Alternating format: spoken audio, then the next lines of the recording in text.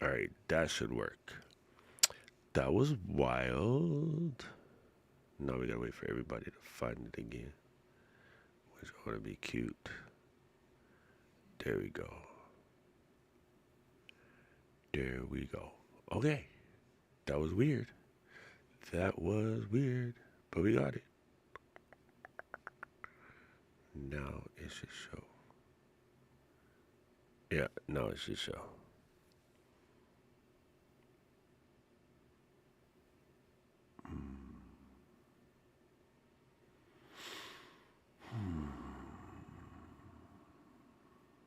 Now I need to.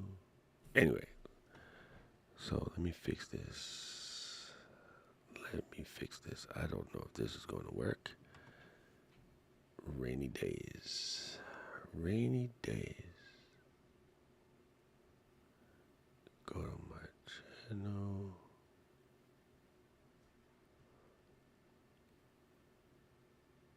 Oh, yes, yes, yes, yes, yes. Yes, yes, yes. Now it's figuring itself out.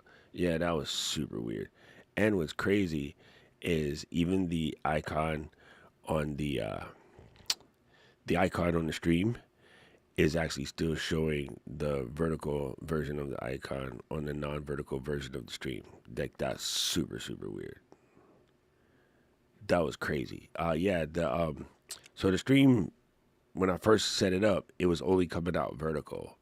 So I had to go in here and make a couple switchies. But I think we got it figured out now.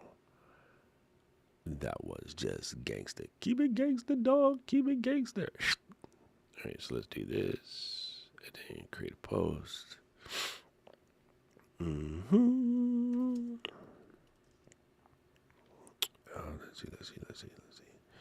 All right, all right. All right, all right, all right. Okay, press that. What's up, Luisi? What's up, Mr. Rich? There we go. Now we're cooking with Pam. All right, now we're cooking. Now we are cooking with Pam. Yo, so I've been I've been trying to play with Claude Cowork, and for some reason I couldn't get mine to work for the longest time, and I finally figured it out. Um, if you happen to be playing with Claude Code and Claude Cowork will try to use the same connection to Chrome, and that's problematic. Well, the second thing is if you use multiple computers, it can also kind of throw it off, which not everybody's going to do, but of course I do. So that was throwing it off.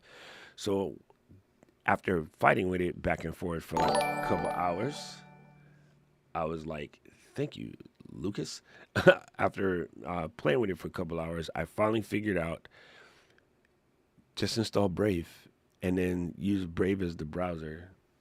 You know, well, just install the Chrome situation in Brave and use Brave as that browser, and now it works. So if you happen to run into a situation like that where you're trying to do the Claude Cowork and it doesn't like your Chrome browser for whatever reason, it's because it thinks that your Chrome is connected to something else. It took a minute to figure that out, but yeah, it's actually pretty cool. It's pretty cool. Uh, and what's funny now, I realized after I could probably just uninstall Claude Code because Claude Code is now built into the desktop app, so you don't have to do the homebrew setup type situation. Oh yeah, you know what, Aubrey? Don't cause trouble. Paul is busy today, so I gotta swing things by the own self. By own self. Let me see if this works. Make sure I got the right link. We'll see. Nope. This is obviously not the right link because Aubrey is not waiting there. Man, why does my schedule thing different from the actual one?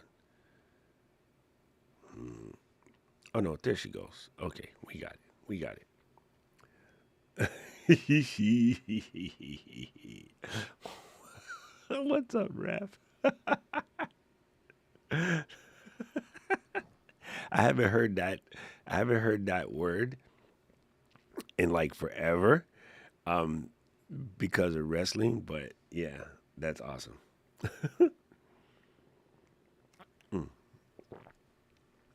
Sorry. In preparation for the flood, I didn't get to drink my breakfast prior to, so y'all get that. This is good, you know.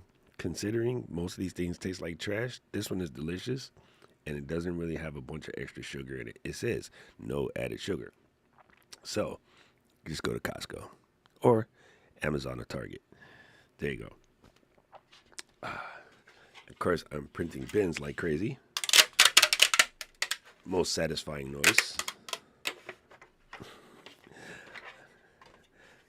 Gretchen is laughing at me. Very satisfying noise. Louise, I've been printing a lot with half-size feet, so you can sit anywhere on the grid and not just in the grid, if that makes any sense. You know what I mean? So that's been kind of cool. Half-size feet means you can make it fit anywhere on the grid. And then, yeah, it's been hella fun, you know, getting everything off the desk and into the drawers. So now I have a nice open desk with nothing on it other than a notepad and a chocolate shake, which is really good. So that's been a lot of fun this week. Yeah, man, like I have been going into this weird phase of trying to minimize everything. It's crazy. Wait, you use that as creamer? Wait, what? Really? Gretchen, that sounds. Bleh. Yeah, Is it good? it's good. Oh man, now I gotta try it. Oh, why do you do that? Does that work? Yeah. It works. It's the vanilla or the cappuccino or the coffee or chocolate works all the time. It's really Oh. good. All right, I'm gonna try it now. And if I barf for any reason, I'm gonna You blame can blame Gretchen. Bob. You can blame Bob. Oh, Bob started it. Yo, that's how, I mean, it makes sense. And No, they have all types of creamers now. You know, before we had either the coffee mate or the actual one in the, half and half. it started when I was doing my weight loss back in 2021 when I lost the 70 pounds in a year and I was doing ideal protein and they had a protein drink and I couldn't have a lot of stuff that I couldn't have. I could have their foods on certain things. So they had this protein drink and I wasn't going to give up my coffee. Yeah. If somebody So say give up coffee, I would be like, all right, I'm out. yeah, it was bad enough when Bob had to give up coffee, and that was like, oh, seriously? Okay. Yo, But so I started. I couldn't have lattes. I couldn't. I mean, I live in Starbucks land, yeah, so kind 100. of things. So I said, let's try this, and it also came from years of teaching at school. We just used whatever we could to put in our coffee and not make it be the staff room terrible stuff, you know. Yes. Yes. I mean, Same with I Army mean, coffee. It's just thick staff and room coffee is dark and equivalent to burnt. army coffee or hospital coffee. Ugh. It's just, ugh. And so this was one of the things that I did, and I would use a third of a bottle of that for my and it was part of my protein stuff, and I just I loved it, and then found this stuff that you have. It's great. So the watch now does this really cool thing. Right be There we go. Right before you get the Amber Alert, it does a little to let you know it's coming first because this thing is going to scream. If Oh, all of a sudden a bunch of water comes flying through the door and you see me go like this, that's what happened. We have flood watch today. Yo, it's wild. It's wild, but it's neat that I have my if you have headphones in, instead of just blasting your ear with the Amber Alert now, it gives you the little first, and you have like a 5 second warning because it's about to go crazy, and then the actual alarms come through. Rafi said um, also purging the house. 100%. Like it's kind of fun, bro. Like going and you look at some stuff, and it's funny because yesterday when I was purging, right, you pick up some stuff and you go, wait a minute, should I keep this? And I was like, wait, you had that same question last year or the year before last when you looked at it, asking yourself if you were going to keep it. And then you told yourself you was going to do something with it and you ain't did it. Trash. And then the other thing that I've been doing is, like when we go to events or whatever, you collect all myriad sorts of things. And they kind of have somewhat of a sentimental value, but like they just take up too much space and you're not going to use it. Or especially, I'm a paper snob, right? So a lot of times when you get a free notebook from somewhere, it's kind of cool and it reminds you of the event. But like you go to write in it and it just feels bleh, like I don't like it, so I can't use it. Man, take a picture of that shit. And if it Life is too short for bad paper right, life and is too. pens. I already said life is too short for bad paper, and she's correct. So if you for me, okay, this is going to sound super dumb, and I'm sure Obs is in the same group. It's not even about snobriety. Wait, is that a word? It's snobbiness or snobriety. It's not about snobriety. It's about when you ADHD people, we have a weird thing with textures. We have a weird thing with tactile things, right? So super dumb used to get me in trouble all the time. I don't even know how to call it. There is a certain type of cotton weave that you'll see a sweater or a shirt made out of it, and it's kind of, I don't want to call it bumpy. What's the word? What's the word? A waffle Thunderbird. weave. Yeah, kind of like It's like, waffle weave is one of them, but there's another one that's tight. It's like ropes. It's like the whole thing is just a bunch of ropes, but oh, okay. it's exact same exact thing though with waffle weave. If A someone's cable knit, like a a cable cable knit, knit. there you go. If someone's wearing a cable knit sweater, that's sweater is one. The cotton one is slightly different. I don't know the word for it. We actually have one, and I can show you. Um, when from the time I was a kid, even to now, if I see somebody wearing a shirt like that, I'll go to, I'll touch the shirt, and they can't help it because it's something about the tactile. And when I was a little kid, I used to do this to the pillow until the end wear off and all the stuff come out the pillow. And then I found out later that that is very common. Luis is right. It's almost like burlap, but it's soft. It's not crunchy like burlap, but it's almost like burlap. I have a shirt like that. Cable knit sweaters definitely fit on the list. Waffle weave definitely fits on the list. But yeah, there's a type of brocade, I'll call it, and it has a texture to it, and I just love that stuff. Right? I'm gonna show you something that's super funny. So Were here's you a the kid in school who literally would sit around at story time and scoot up close to me and like rub on the yes. leg of my like Yep. fleece pants and stuff? Yes, yeah. So you see Like, this shirt right here? This shirt has a relief to it. It's like a bas relief shirt, right? And although I don't like the pattern itself, I like paisley, but I don't know if I do a single color. But like, I would probably wear this just because I can, I'll be like, touching my sleeve the whole time because it has that, you know what I mean? I used to love corduroy pants, right? And the shirt is almost like Oh, sideways yes. corduroy. That's what I'm talking about, but it's softer. Yeah. Yes. So tools with knurling, anytime you see a tool Yes. that has knurling Oh, or certain leather textures, like we just have a thing for that. Like you cannot help but mess with the curl. Oh my God, this dude posted a picture of his shirt, how he liked it, and oh I can't grab it. It kind of looks like David. Hold on, wait, open in a new tab. Wait, this guy kind of like the looks like smart wool pants that have the yeah, the kind of fleecy inside. I have like yeah. three pairs. Yeah.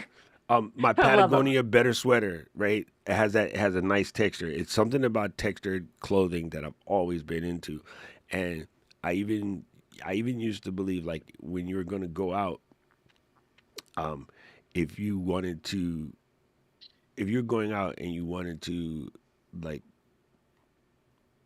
just seem more approachable, you should wear a shirt with a texture because people look at it differently. I just thought everybody had that, but then I realized later it's an ADHD thing. So I forgot why we were talking about that, but it's something. It's something. Oh yeah, the paper. If the paper oh, has a weird yep. texture to it when you write, like if you can feel the crunchy or whatever, I can't stand that. People who write on like paper bags all the time, I couldn't do that. Like that would drive me crazy. That the feeling or the sound of the pen scratching across, just absolutely insane. So basically, though, if you run into something and it has a sentimental value, but I don't really want to keep it. Like I'll legit just take a picture of it and throw it out. For the most part, Rafi, I do. It's either black or purple or maroon, which is probably the combination of black and purple. Actually, that would be more black and red. But yeah, that's pretty much my entire my entire wardrobe. I look at it all the time. I'm like, yo, everything in here is black or maroon or purple. Yeah, but it's something that it's not even a color though for me. It's a texture, and I definitely don't like clothes that have a weird texture. So like when you buy really, oh, I know what it is. Rich will know.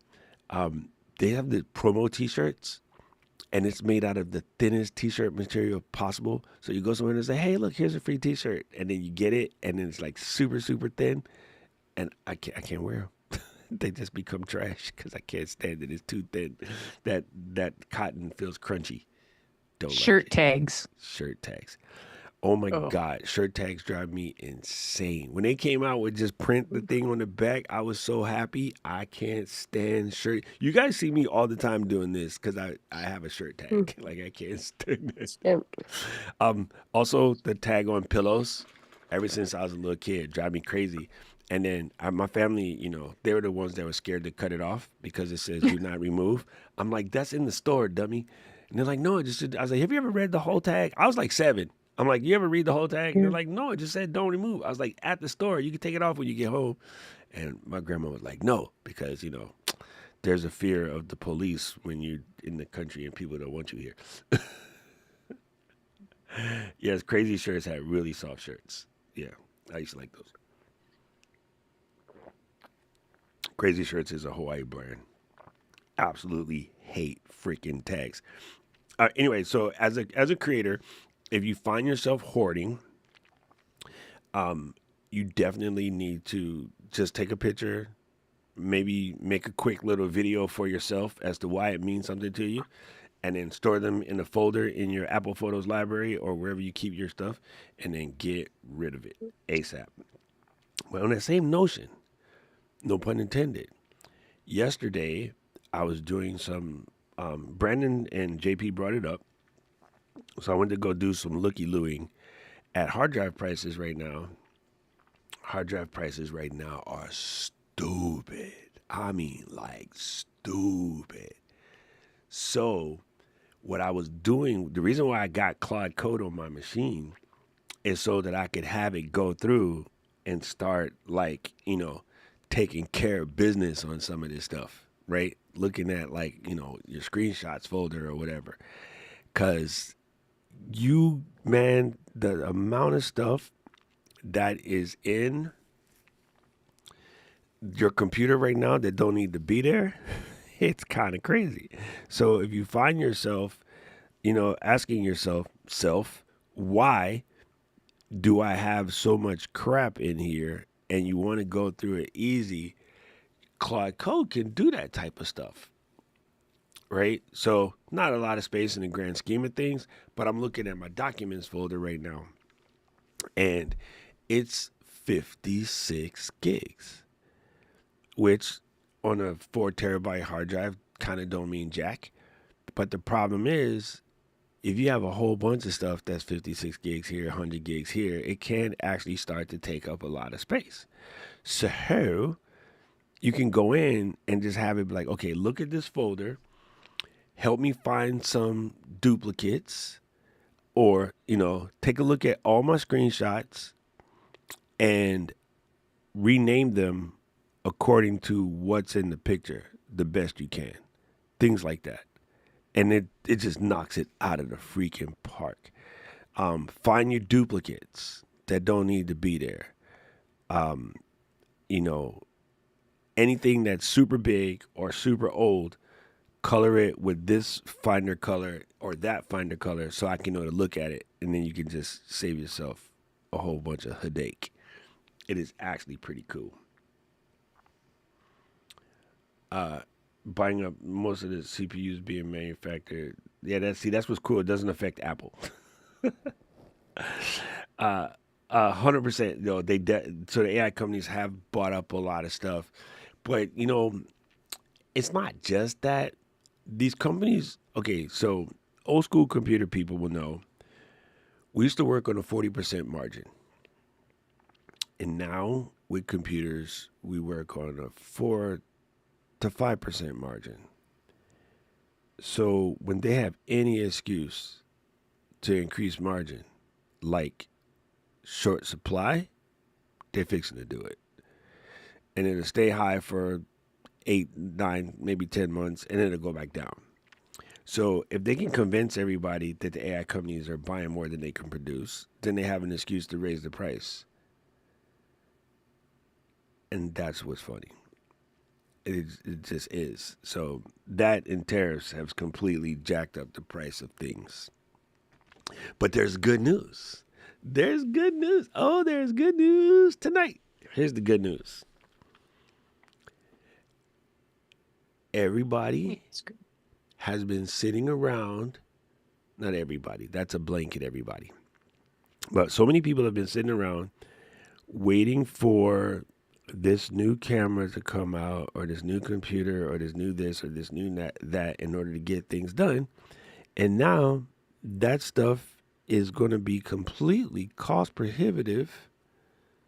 So you got a thing now where you kind of got no choice but to use what you got. So I think it's good news, because the best stuff comes out when the creativity is limited. If I send a bunch of you out with a camera and I told you guys to go take some pictures, and then Gretchen's going to grade the pictures after, you will overthink the whole entire process. If we force you to do it in black and white, you'll do better, because you have less things to think about. So think of the cost prohibitive nature of the new computer, or overshooting at this point, as a benefit, not a feature. Wait, that didn't come out right. You know Put what your I mean? camera in a monochrome mode for a challenge for yourself. Yes. Because then it's not post-production, then it's actually you get to see in shades and tone, and that really kind of pushes your eye toward composition. Do that with your, for doing video too. That'd be interesting. I haven't done that to myself for video, but It'd be an interesting challenge, right? Record everything in black Yeah. and white for a mini. Look, Rich is correct, right? Will electronic prices come down after SCOTUS called the tariffs illegal? I don't think so. Once consumers are used to paying X price, then the price will stay the same. I 100% agree with you. Once the companies know that there are people who are going to buy this stuff no matter what, they will take their time bringing the price back down. It will be, like I said, 10 months to a year before prices correct once the tariffs are removed. So the reality is, with storage prices going up and computer prices going up, and even equipment in general going up because of various manufacturing constraints or whatever, this puts us in a situation where we're going to have to make do with what we already got. So the people who've been putting off creating because they've been waiting for something new, because they've been waiting to upgrade this or upgrade that, I don't think that's going to happen. So you're going to really, now it's like, is that SKU still valid? Do you still want to keep putting it off, or do you want to, get in and do what you're supposed to do? So I think, honestly, people are going to get in and do what they're supposed to do. Or, there's the ones who are going to make that excuse anyway. So they're not actually coming for you. They're not about that life. Yes, it's super, super, it's super interesting. And then another thing that I've been perplexed on a little bit lately is, let's see, my industry was rocked by tariffs, and Rich said, dude, my industry was rocked by tariffs, and I'd love to get a fat refund check. We were talking about this yesterday. I would absolutely love it. I heard something yesterday, which I think is probably going to be the case, which kind of sucks, because at the end of the day, when the prices went up, it got passed down to us. Nobody wanted to believe that, but of course it got passed down to us. We're talking about it right now. When and if there's a way for people to get refunds for what's going on, it's going to go back to the companies, not to us. And they're not going to give it to us. They're not even going to lower the price. So it's like, yeah, that one kind of messes with me, bro. I'm like, I would love to give me a fat refund check. Like, that would be phenomenal. And absolutely phenomenal. Yeah, it's kind of crazy. It's kind of crazy. So I'm on this thing right now where, you know, besides going in and trying to organize everything and get it straight, I'm trying to decide what I'm going to do for my next 30-day challenge. I'm on this series of constant 30-day challenges. This month would have been a 28-day challenge. But yeah, I've been trying to think of like what would be some cool stuff that I can do for a good 30-day challenge. I do have two things that I've been wanting to kind of add to the skill level situation, and one is the new what is Apple's thing called? Pixelmator? Is that right? Let me look it up. I put it in my computer. I ain't messed with it yet. Pix. Yes, Pixelmator Pro. One would be like Pixelmator Pro. Another one would be Freeform. Like do a 30-day situation with that. Yeah, I've been going through my list of things that I wanna like level up. That would be interesting.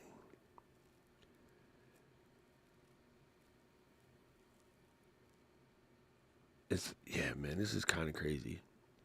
So Renee yesterday posted, "Oi, come on, dude, stop throwing the hot weather alerts. You messing with my thought process." um, I'm trying to think about this process. So Renee yesterday posted on Threads, ask any questions that you want about, sort of the YouTube process and what's going on with YouTube and things of that nature. First of all, YouTube is crushing right now. It absolutely is. There's still a bunch of conversation around the idea that YouTube is not pushing your videos. I heard somebody mention it yesterday when I was on the stream, and I'm like, for God's sakes, people, you really got to wrap your head around the fact that YouTube does not push any videos. And they're still under the thought process that, oh, YouTube is pushing shorts. YouTube is not pushing shorts. They don't push anything. They pull content that the viewer says they are into. And the proof positive is my feed right now is 75% curling. It's crazy.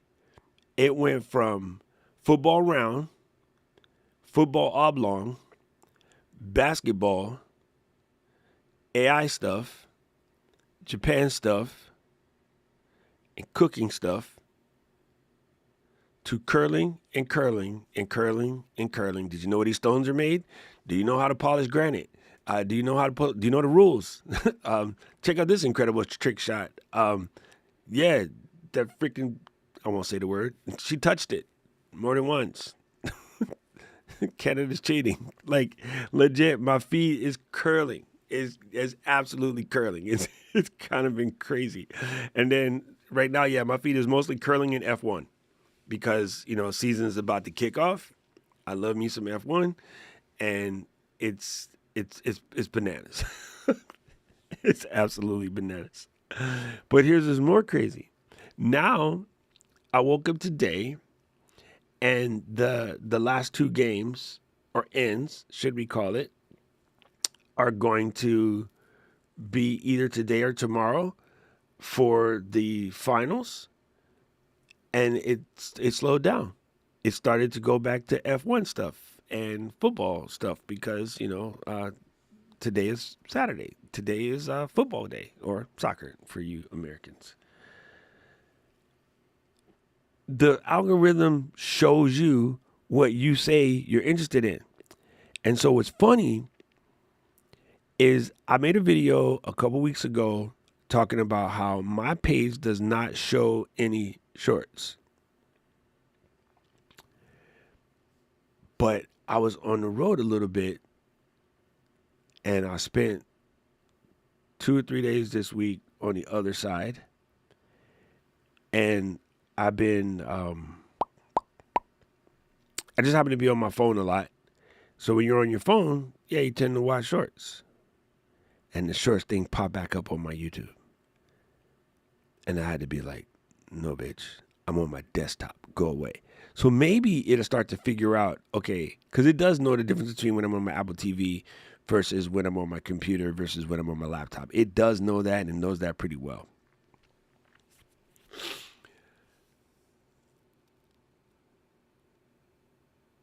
The faster you can wrap your head around the fact that it is pulling what people are looking into. Now, I'm not a trend chaser type of person, but if you were doing a series about photography in the Olympics, Gretchen, you would see an uptake. Too late now, it's almost over. But you would have seen an uptick in new viewers who found your channel because they're in the photography, but the Olympics is the subject right now. They wouldn't have been looking for Olympic photography stuff. They would have been looking for just general photography stuff. But because Olympics is prominent, it would send it to people who aren't already watching your stuff. So that's why the trend jacking things kind of work. What most people twist the trend jacking is they try to go completely all in and talking about the subject and not how the subject matches your content, if that makes sense. And it's kind of incredible right now that, okay, so a good conversation, again, if I had a photography channel, a good conversation would be with, hard drive prices, server prices, all the services prices going up. Let's go back in and do a cull of the cull you already culled. Like, let's go back in and look at keeping just your keepers and not holding on to the ones that you might come back to, right? Because it's a very expensive thing to do right now. And getting better at your editing choices, or even now that memory cards are challenging, how to slow down and start taking pictures almost as if we're using film again. So we're not just filling memory cards for the sake of filling memory cards. That puts a challenge on your skill. That makes you a better shooter. Like, those would be cool topics that would bridge the gap between sort of what's currently going on and sort of what's not. And it's quite interesting because I am starting to see the channels that do this. The other thing that's mind-blowing to me, and again, pay attention. Go to your feed. Open up the browser right now. Do a quick scroll and see if it shows you somebody who you ain't never seen before.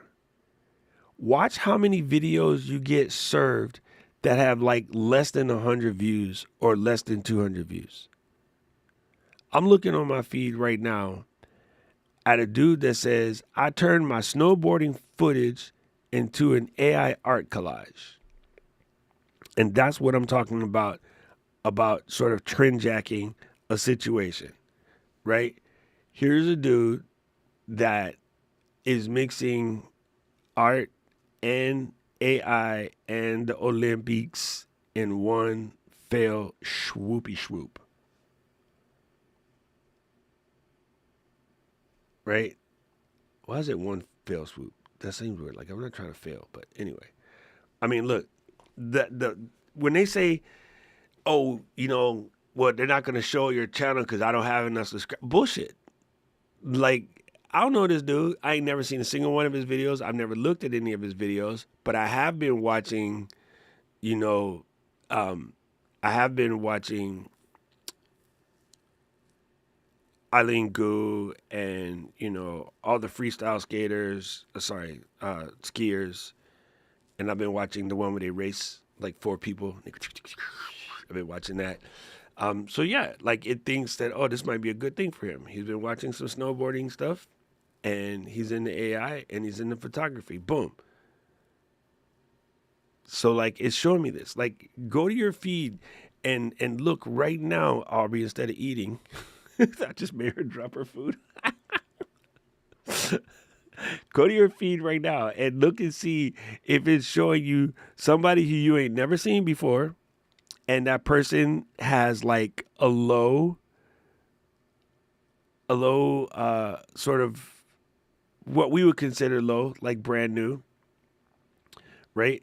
All right, I'm gonna take another photo. I'm gonna replace that with this. I'm just telling you the excuses about like, you know, YouTube is doing this or YouTube is doing that. Like those excuses are gone, bro. Here's another one. Brand new person. I don't know James, but look at the title. I'm going to show you how to build AI Studio with AI. My job and my hobby requires me to talk to you guys constantly about studio stuff. And I do like AI, and it knows I'm a YouTuber.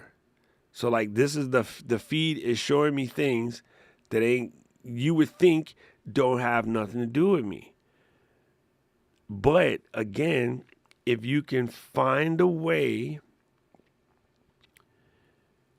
to make it work,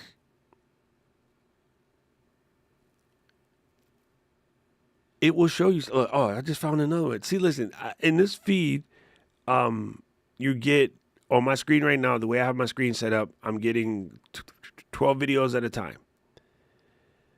And all of these are in the first page before I roll down. So in the first 12, there are 3 recommendations for quote unquote small channels out of 12. So 20% of the recommendations on my channel are what we would used to call small creators. This dude got 11 views, 4 days. So you know his channel brand new. But what is it showing me? Showing me something AI, and it's showing me about, you know, building sort of an app type situation, and it's showing me workout stuff. Again, things that I've looked up recently. Because I made it to 220. You know, let's take a moment and give me a celebration. Sorry. I made it to 220. Yeah. So interesting, fam. Interesting, fam. What is up? Yeah. What is up, Gabe? I saw you pop in here, Dago.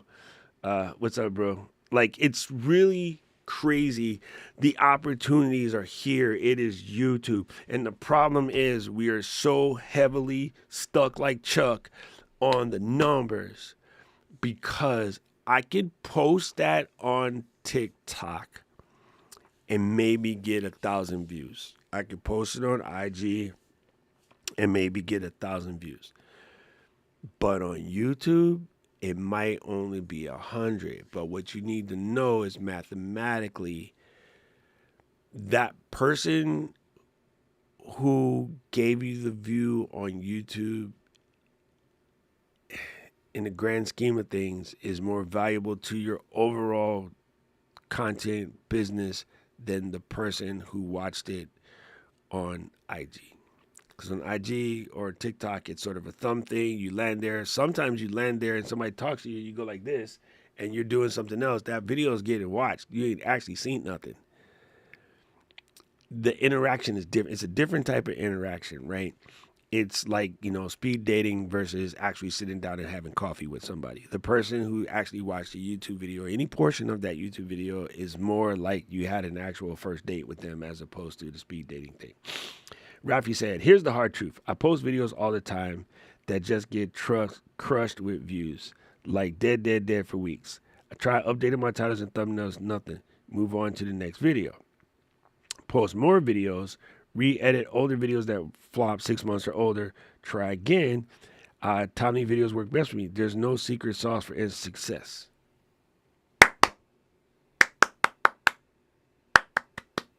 Yes. Yes, 100%. And truth be told, you can go back and you can create that video from 6 months ago and recreate it right now. As a matter of fact, you can go back, depending on what your content is, you can go back and reattempt something. And so here's a perfect example of that. Let's switch to golf for a second. Aubrey goes out. She goes and she plays around in golf. She's in the amateur tour. And, you know, her first outing out of 30 players, she comes in 29. You know what she does next Saturday? Goes out of 30 players, she becomes 24. Then she goes out, becomes 21. Then she goes out, goes back to 30.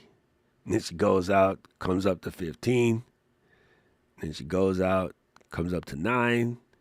Then she goes out, goes back to 18.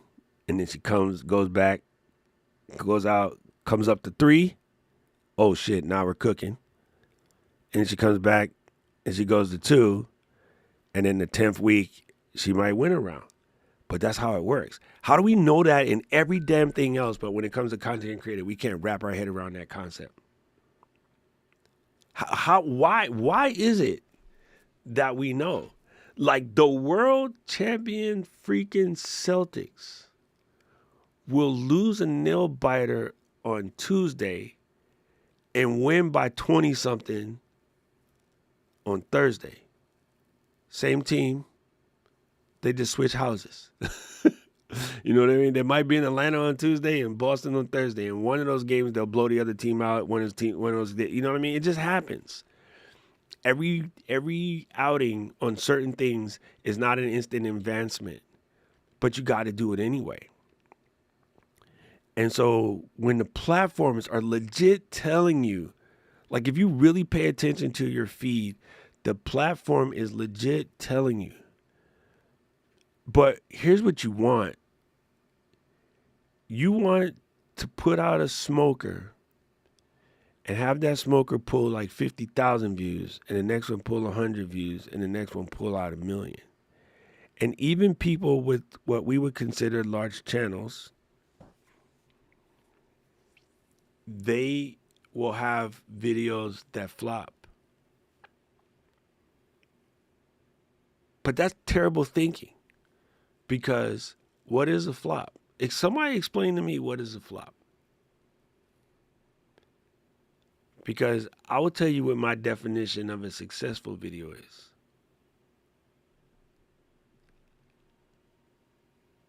My definition of a successful video is one person came into the chat and was like, dog, I've been trying to figure this shit out for 2 months, and you explained it perfectly. I got it.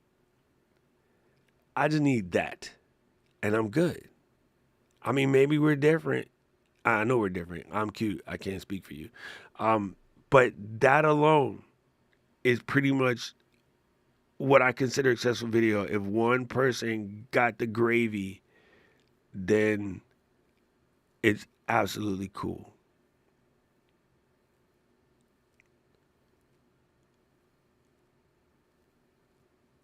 It's a trip, bro. It's a trip. So I'm going to tell you about a video that I watched the other day that puts me on point to something that I've been talking to you guys about a lot. First of all, I saw Jimmy Hicks pop up in the building. What is up, Jimmy? Bingo. Aloha, brother. And then your LB popped up in the building. Good to see you, fam. Yes, Gabe is right. It's like having a time machine. Go back and recreate. You'd be surprised, bro. You'd be surprised. You'd be surprised. Rafi said, last two videos are in the hundreds of views at 2.0 CTR. They're the same quality as other topics, but they're not going anywhere for now. 100%. But that's because you were reaching in to tell people something that I don't think that they're ready to hear. Because, Raf, you popped a hole in their excuse. Like the excuse that I can't make content right now because I'm not going to go out and buy a new camera because I can't or whatever.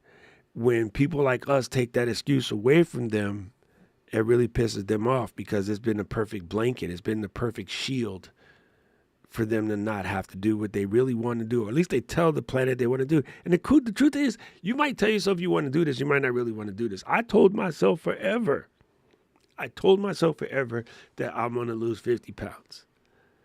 And I didn't do it.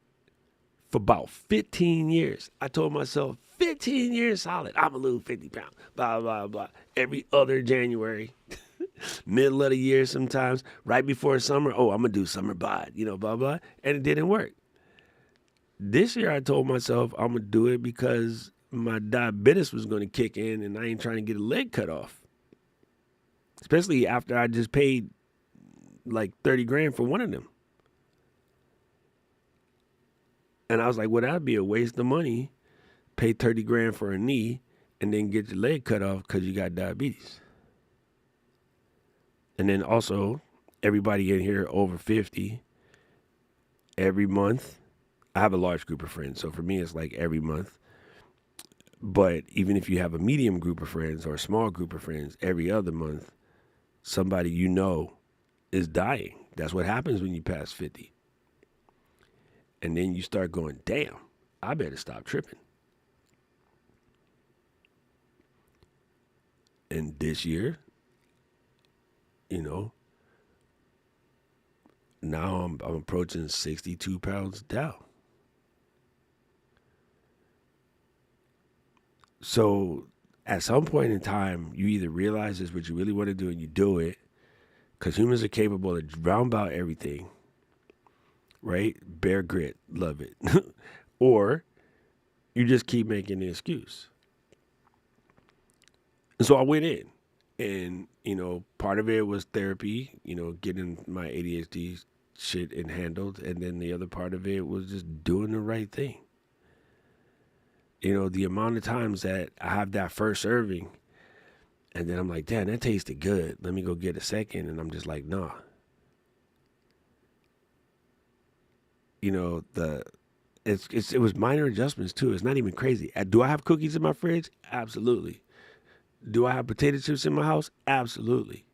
What I don't do nowadays is open the pack, put on the game, and go through the entire bag. And I mean, I don't know if y'all know about me. Luis will know.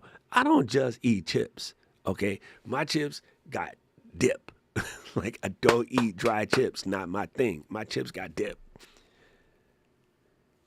Like it's just a weird ass, bougie ass potato chip eating. Like they gotta have dip. But even with that, even without taking things away from myself, I've still been able to do it because I just, you just make adjustments. And so, like Rafi said, I told my son yesterday, excuses make you look weak. Bingo. I like that. Another hard truth, it's hard to change, but it's just as hard not to change. There you go.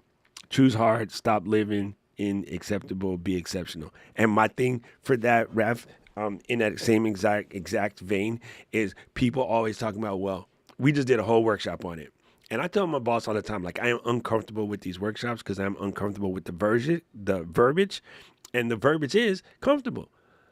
Like, we got to get comfortable on camera, or we got to get camera confidence. It's like, no, you don't. No, you don't. Somebody you watch on TV right now is the most nervous mofo before every time they crack the mic. But you know what they do? They crack the mic. Somebody you watch, Chris Dipshit from Coldplay. Sorry, I don't like Coldplay. It could be Beyonce, it could be Taylor Swift. Somebody that you into right now, they nabob puke before every performance, but they go out there and they perform. You know what I mean? Like, somebody right now, athlete who you watch, who yaks before every game from nervousness, but they go out there and play their lights out. The comfort thing is a freaking myth sold to us by people who wanted us to do less. They needed us to be happy to do less, so they sold us a comfortable couch. They sold us a car that can drive itself. They sold us on comfort foods. If you go down the list right now, all right, here we go. Everybody in the chat, what is your favorite comfort food? I am curious right now. What is your favorite comfort food? I'm fixing to put mine in here.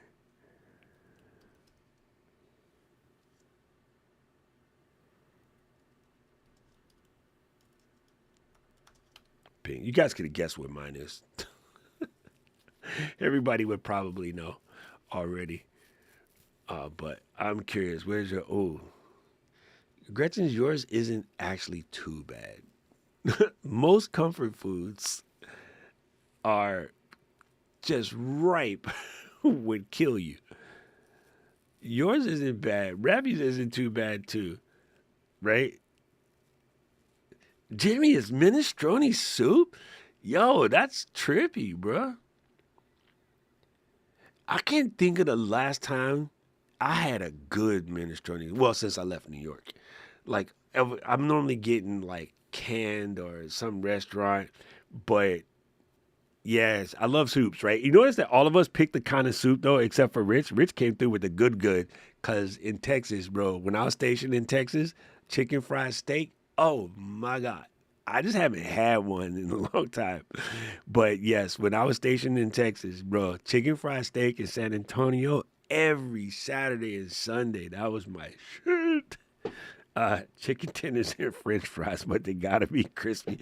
Kevin, you're a big 6'12" little kid. he want the dinosaur shaped ones too. I love you, Kevin. I'm with you, Jimmy, man. Soup anything is on my radar. But normally, yeah, most comfort food is kind of not absolutely good for you, but it makes you feel good because it has fat, acid, sugar, salt in all of them as a way of your satiety to bring your body to a level where you can just kind of like calm the F down. But, we've been sold that mess.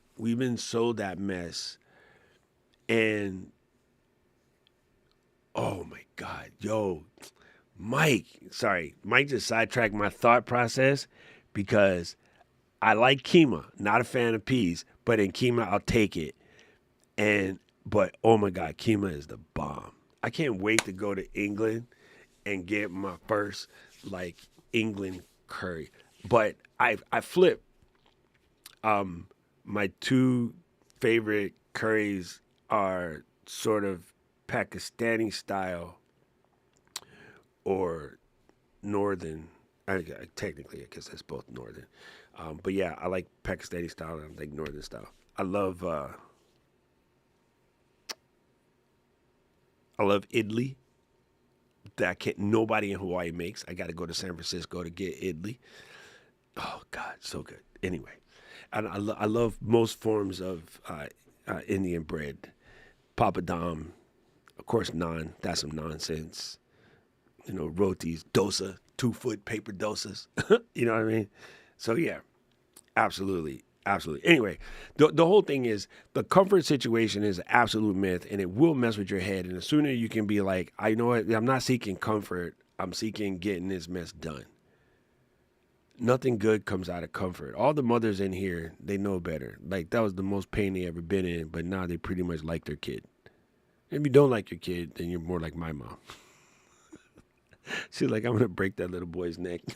He's out of here. But no, my mom, she just played tough, but she could be a pushover. I just had to give her a certain look.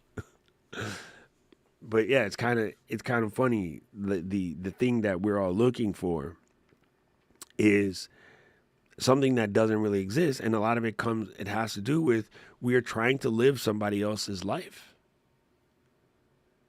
You know, our society in and of itself puts up guardrails that kind of makes us start to want to live somebody else's life. And then that's where we have problems. Because we start making adjustments that ain't got nothing to do with us. Ooh, Gretchen. The pitfalls of getting comfortable, it comes with a drop in paying attention. 100%. I mean, in the most minorest things, I was printing some bins and I started using half pitch feet. Jimmy, you late? I started using half pitch feet, and the calculation on half pitch feet is double what you normally put.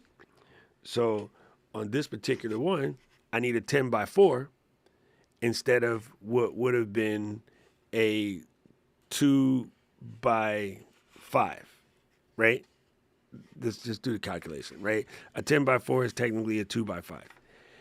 And the first time I printed this, I switched the feet pitch to 21 millimeters instead of 42, and I forgot to switch the numbers. So I wasted hour plus printing something because I got comfortable because I was on like my 15th bin. And when you get fast, right? Oh, I got it now. Oh, he gangster. The first one was a struggle, right? Because I know how to use the software. It's a parametric thing. And then, the second one was kind of a struggle because, as you're doing it, things don't print right, whatever. I got the sizing wrong. I didn't, come up with the right drawing so that my tool fits into the little thing. Anyway, by the time I'm printing my 20th one, I was like, oh, keep it gangster. We got it. So I just go in there, type that type, boom, type that type, boom, type that type, boom, hit go. Go to lunch. When I come back, it's going to be done.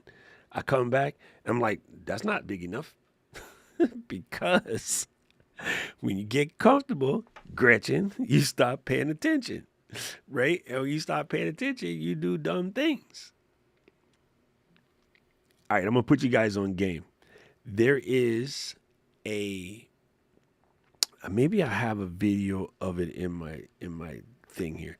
There's a thing I might have talked to you guys about in Japan, and it's known as shisa kanko. And what it basically means is point to something while you're going through a checklist. And instead of just going through the checklist, you actually point at the individual things. So, I don't know about you guys, but every time I leave the house, this is what I do. I go phone, wallet, keys. Almost every time. There's definitely times where I forget the key because I'm going too fast and I don't do the tap. But I don't just go phone, wallet, keys mentally. I touch the phone, touch the wallet, touch the keys. Right? On occasion when you move real fast and you don't check it, you will leave the wallet at home. You will leave the keys in the house. You will leave the phone somewhere. Right? If you've ever had to go back and get something you left, Paul, Luis, because I'm definitely going to help you guys, myself, right? I just lost one of my favorite jackets. It's because you didn't do the tap, tap, tap. Well, in Japan, there's a situation called shisa kanko, and it's to eliminate comfort and to eliminate train accidents.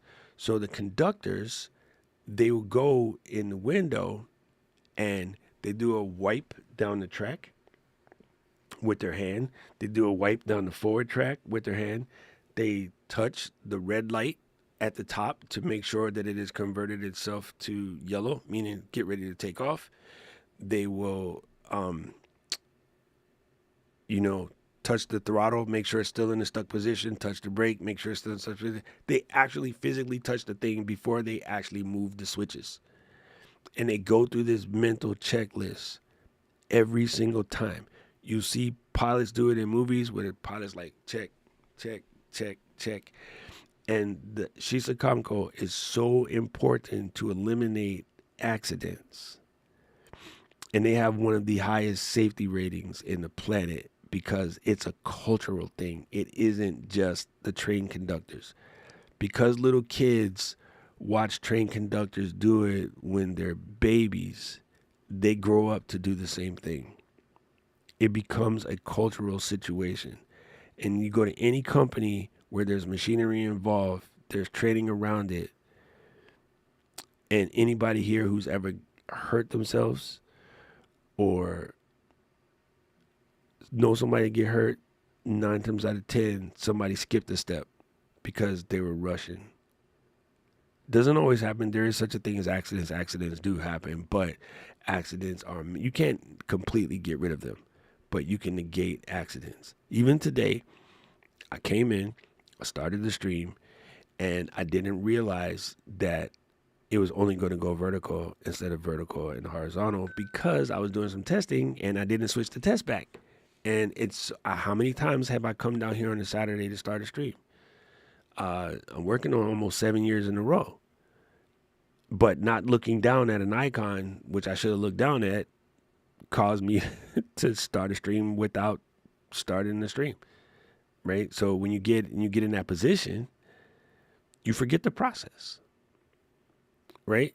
Melvin, I'm going to ask you a question as an accomplished musician. Do you still do scales?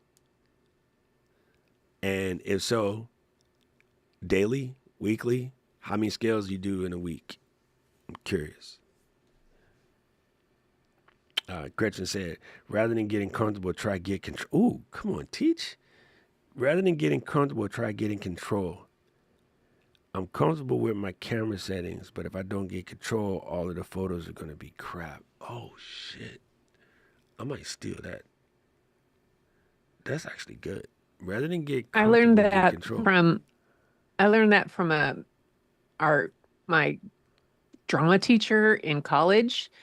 I did a lot of stage work, and and it wasn't so much that you had to he didn't like it if we were too comfortable on stage at all, because then we weren't paying attention. And if we were too comfortable with our own lines and didn't know the whole thing, we couldn't ad lib if we fucked up. Oh, sorry. You're not bothering me. This is my show. I mean, we couldn't. And you had to, I mean, I was in a play once where my character was being introduced at the end of the first act, and they forgot the entire page of that coming. I walked on stage and they skipped over all those lines. The rest of the actors did. And so we had the break, and in that minute and a half break, we had to rewrite the entire script to introduce who I was in the play. And it was a matter of paying attention enough that you knew the whole thing, but not panicking about it.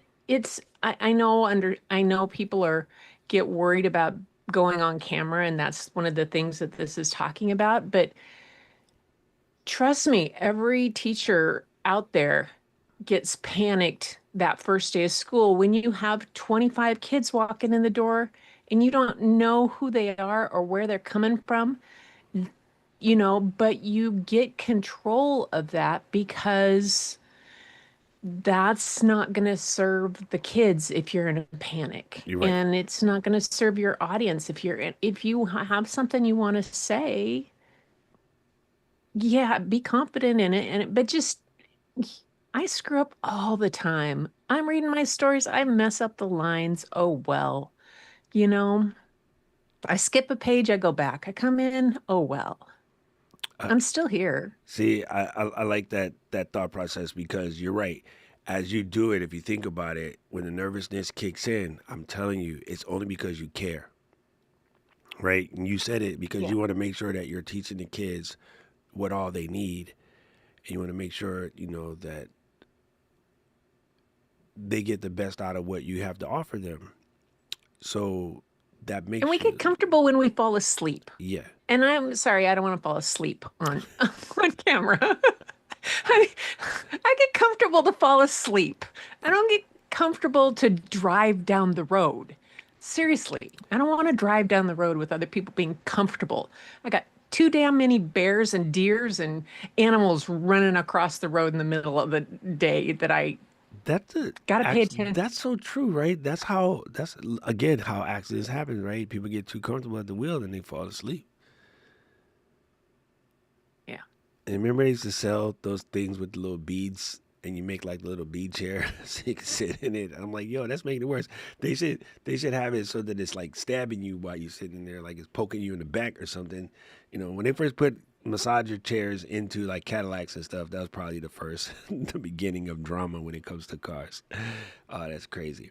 All right, I'm gonna close this out real quick, but I want to say something. First of all, Minnie, we are glad that you're back. I am sorry that you had to go through some things, but hey, I'm glad you were back and making it work for you. Good to see you as always. But I did ask Melvin a question, and Melvin said yes, scales regularly. Of course, he got to be a nerd and explain the chromatic scales. What about aromatic scales? No, I'm teasing. The reason why I asked Melvin this question because Melvin is an accomplished musician, published musician, and what do? They still got to practice scales. Like that is the basics. That is the most rudimentary stuff. And the reason why you practice it is so that you can, if something happens, like Gretchen just said, you can pull something out of your socks, right? When we were doing the camera confidence workshop the other day, I was talking to one of our creators who I know is a violinist. And she still got it in her head that, she's not comfortable on camera and that her comfort comes from and when she's on camera, she's not doing violin per se, but she is an accomplished violinist.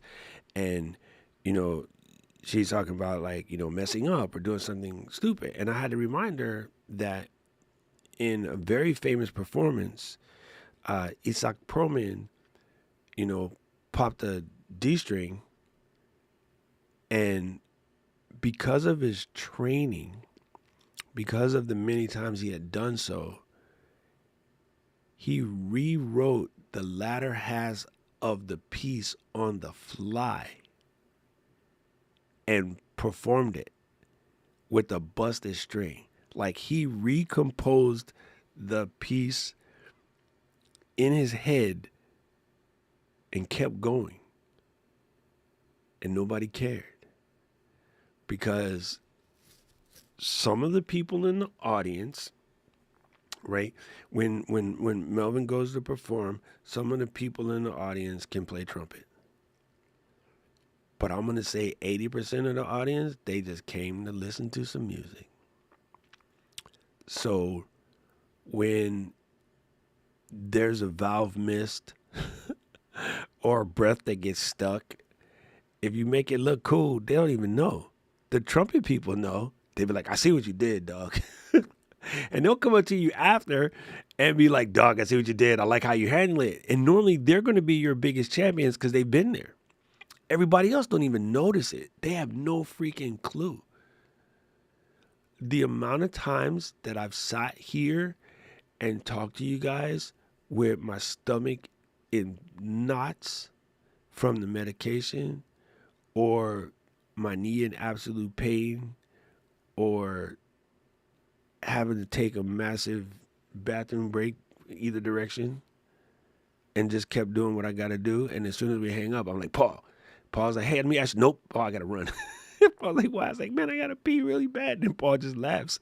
And then I go upstairs, I come back, I call Paul back, like this is normal, bro. This is normal. Every single one of y'all has been somewhere where you've had to put on the game face to do that and not pull the Delta Airlines. So Gretchen is correct. It's not about getting comfortable. It's about getting control. And when you get control of the situation, it is even being like okay with just letting things go along naturally. You know what I mean? Melvin said it. I think one of the biggest misconceptions is that is because you're professional, you don't get nervous and you're always comfortable. It's not true. Again, 100%, 100%. And like I said, the reason why you're nervous is because you care. Like, I want to go give these people what they came for. So that's why you're nervous. You're not necessarily nervous because you're going to mess up. You're nervous because you care about messing up because these people came to see something dope. You know what I'm saying? I remember when I thought I would play saxophones. Again, Oh, you used to play sax? Oh my God. See, I played clarinet. Look, we could get a band going at some point. I did publish content. I was a guest speaker. So you kept it moving. There you go. There you go, man. You got to. You got to just, you know what I mean? It's really weird. And that's the whole talk of today. You know, the whole talk is today is keep it pushing. Uh, if you got to slow down on one thing, let YouTube be the focus because YouTube is legit where it's coming from right now. And, you know, maybe the best thing to do, this is going to sound hard, but maybe the best thing to do is stop looking at other content because it's messing with you, which is funny because I'm going to produce content. Of course, I want you to watch it. But if you're finding out that looking at other stuff is just really flexing your comparison muscle right now, then stop looking at it. Go make something instead. Ignore your comparison muscle and just going. Like it's kind of crazy, but that's basically where we are right now. Yeah, it's crazy. Anyway, I need to get ready for class. It was good to come in and chat with you guys today, and I need to make sure that we're not getting stormed out over here. So we're gonna hold down the fort. I will see you guys on Tuesday. Of course, if you have any questions, comments, feedback, throw that down in the comment section below. I'm absolutely stoked that you guys came through and hung out today. Uh, yeah, we got a lot of work to do. So just keep it pushing. Appreciate y'all. Mahalo.